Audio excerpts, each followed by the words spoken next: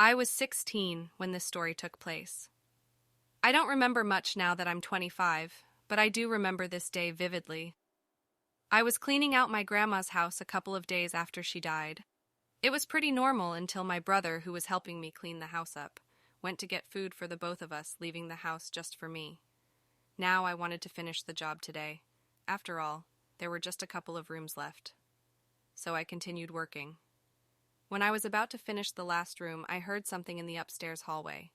I curiously looked up there before shrugging it off and continued working on the last couple of items in the drawer I was cleaning up. But the noise happened again, but this time louder. I sighed and put the framed photograph I found in the drawer down and started walking up the stairs to investigate what the noise was. When I fully got upstairs, I saw the attic stairs fully down. I looked it up and down before quickly concluding that the ladder hit the floor, and that is what was making the banging noise. I looked around upstairs a bit just to be safe and make sure there were no intruders before finally making my way up into the attic. The attic at first seemed like another regular attic, dusty, filled with boxes and occasionally spiders.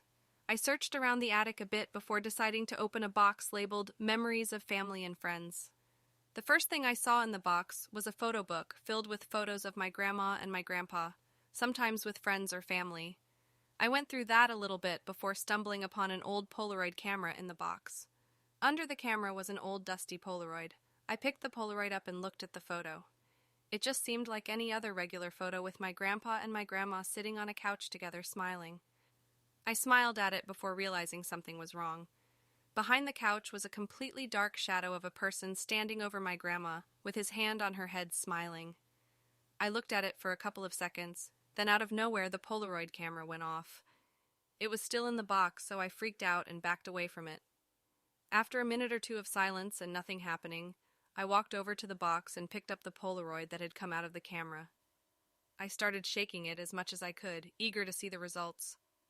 When the photo finally showed up, I stopped. The angle in the photo wasn't even where the camera was. It was behind me. I turned around quickly, not very excited to see what was behind me. Nothing was. There was nobody in sight, and not a single thing changed from when I last looked over there. Click, the sound came from the box again, signaling that the camera went off. I gulped and walked over there, picking up the Polaroid picture again, and waiting for it to develop. This time it was right in front of me, maybe just a few feet away. I saw myself just looking at the back from where the angle of the first photo came from. I looked at the photo a bit more before realizing that there was something there, and I was looking right at it. From where the first photo came from was a black figure looking at me smiling. I didn't waste a single second and just ran, dropping everything in my hands and running out of the attic. Once I got out of the attic, I hurried up and closed it shut and sighed a sigh of relief. I turned around to quickly exit the house and just wait outside for my brother, but right at the beginning of the stairs was a Polaroid picture. I walked over to it carefully and picked it up. On the back of the picture it said in some red crayon, "Behind you." The handwriting looked like it belonged to a child. I didn't even bother to look behind me, but when I saw the picture itself, I wanted to scream.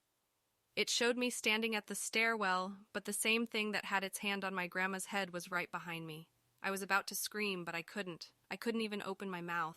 I felt the breath it took behind my back and how its hands were rubbing up and down my back. That was my last thought before I was presumably shoved down the stairs and passed out from head trauma. I woke up in the hospital a couple days later. I tried to tell my brother and the hospital staff, but none of them listened and thought I was crazy. My brother even claimed there was no attic in Grandma's house and that I probably dreamed off it. To this day, I remember everything that happened that night, and I will probably never forget.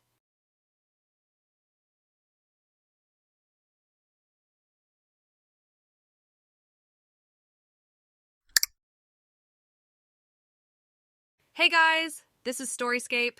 If you enjoyed this story, remember to like, subscribe, and comment what other video ideas you want to see.